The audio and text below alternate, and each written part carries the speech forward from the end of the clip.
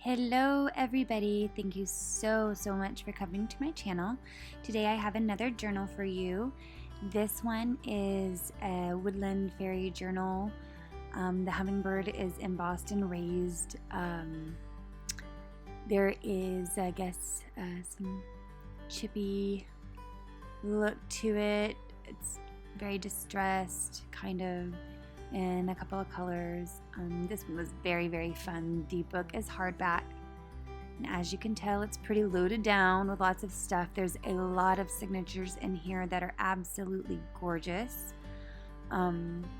The first sheets of the signature is vellum paper, and I decorated it with alcohol inks. This is kind of a pocket journal. I've made quite a few pockets with larger size journaling cards in them, decorated on one side. I've left some room in this journal for whoever gets it to be able to decorate a lot of pages themselves. A lot of ephemera is stuck in the envelopes and things for whoever gets it to make whatever they may wish.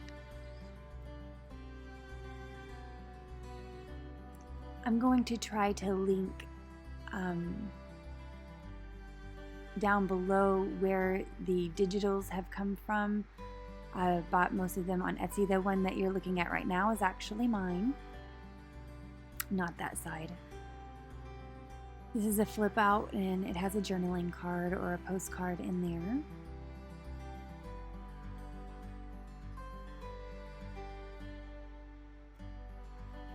But I will try and link who created the digitals below, because I just think they are gorgeous.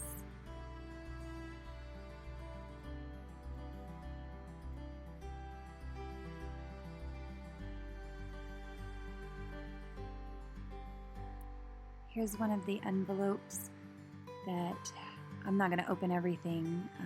Got to leave room for some surprises. But that's some of the ephemera in there that you can decorate with. Again, underneath this is the digital that I have created, and if you're interested, let me know and I can send it to you.